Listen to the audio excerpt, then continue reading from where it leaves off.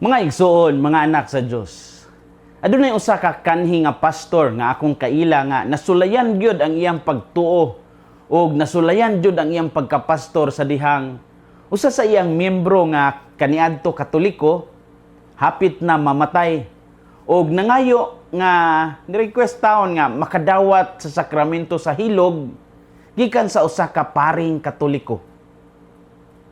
Kung pastor mo, unsa may inyong buhaton aning himatyon ninyong miyembro nga ex-Catholic. Nalibog siya kung unsa ang iyang buhaton kay kabalo sidya nga ang maong tao dugay nang nibulag sa simbahang Katoliko. Apan kini nga tinguha sa pasyente, himatyon nga pasyente, dili lang ni simple nga request kundi usa ka gihinuklugan nga desisyon sa usa ka magtotoo nga nangita o nangayo sa grasya sa Dios. Lisod ni nga sitwasyon sa pastor kay kung tugta niya, pasabot nga gi-affirm niya ang sakramento sa simbahang Katoliko. Dili pud siya makahatag og sakramento sa hilog kay kana nga ministry reserved man sad kana sa mga Katolikong kaparian. Kung dili sad nidya tugutan, masagmuyo sad ang pamilya kay request baya pud tawo na sa himatyon o kana dili jud makalimtan sa pamilya. Lisod. Katong kaila nako nga pastor nakahinuklog jud siya.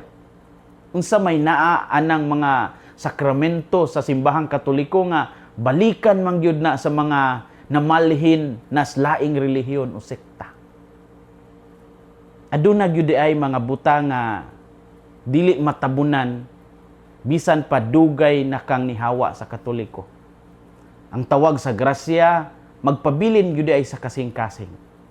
Ang usa ka binunyagan nga Katoliko bisan pag nibalhin na ka o nag-shopping na ka sa daghang mga sekta o mga relihiyon, nagdala ka gihapon sa marka sa Dios ug kana dili mapapas. Kini nagpakita ang grasya sa Dios kanunay nagdani o nagdala sa tao pabalik ngadto kaniya. Ug mao ni ang gipadayag kanato sa ebanghelyo karong adlaw. Ang gugma sa Dios alang sa kalibutan.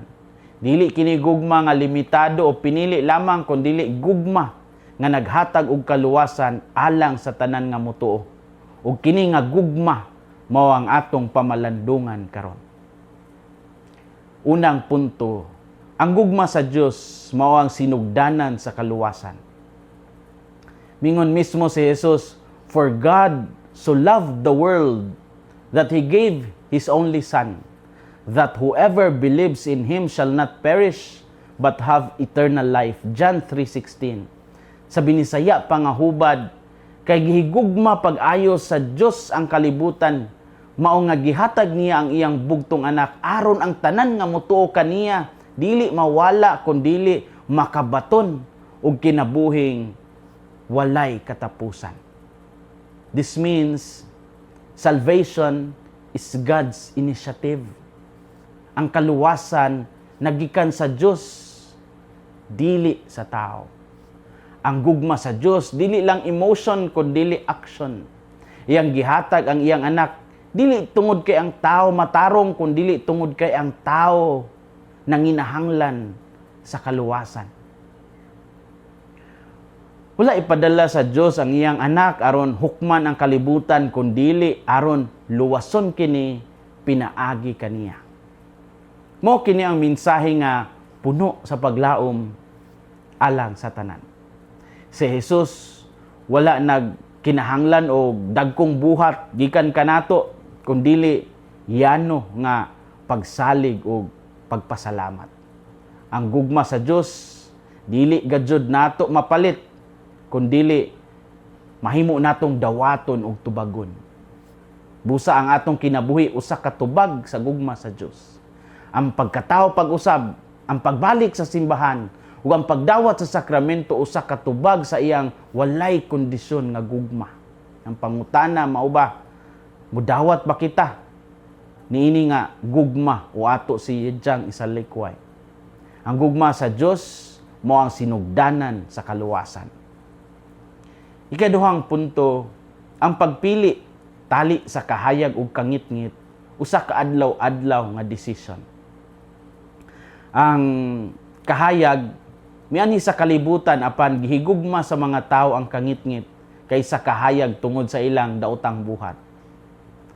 Ang kahayag nagpasabot kang Kristo ug ang kangit-ngit mao ang sala. Busa, ang ebanghelyo nag-awhag kanato sa pagpili sa kahayag. Ang gugma sa Dios nagdani kanato apan kita gihapon ang mupili. Ang kaluwasan dili ipugos kundi dawaton pinaagi sa pagtuo ug maayong buhat. Ang pagpili tali sa kahayag ug kangit-ngit usa ka adlaw-adlaw nga desisyon. Story time. Dunay nangutana nako, Father, pwede ba magminyo ang Katoliko o ang miyembro sa born again? Mitubag ko nga, yes, pwede. Apan adunay mga kondisyon o proseso nga sundon sa simbahan. Kinahanglan ang Catholic Party mangayo og permission o dispensation gikan sa bishop, which is facilitated by the priest o sa kura paroko. Ang kasal kinahanglan buhaton sumala sa pamaagi sa Katolikong simbahan aron mahimong balido. Ang Catholic partner kinahanglan mo pasalig nga buhaton niya ang tanan aron mapadako ang mga anak sa Katolikong pagtuo. Ang dili Katoliko kinahanglan masayod o musabot niini nga obligation. Importante usab ang pagrespeto sa usag-usa nga pagtuo aron malikayan ang panagbangi sa kaminyoon. Daghang magtiayon nga nagmalampuson bisan lahi-lahi ang relihiyon tungod sa respeto o communication. Apan kinahanglan gihapon nga lig-on ang pundasyon sa pagtuo aron magpabilin ang panaghiusa. Ug sa tanan, ang Dios kinahanglan mao'y sentro sa ilang kaminyoon. Mga igsoon, mga anak sa Dios, ang Ginoo nagpadayag kanato sa iyang dakong gugma ug nag-awhag kanato sa pagpili sa kahayag kaysa sa kangit-ngit.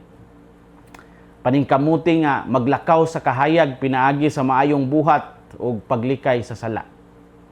Tabangi ang uban nga makaila sa gugma sa Dios, pinaagi sa imong panigingnan, lig-una ang imong pagtuo pinaagi sa pag-ampo ug mga sakramento.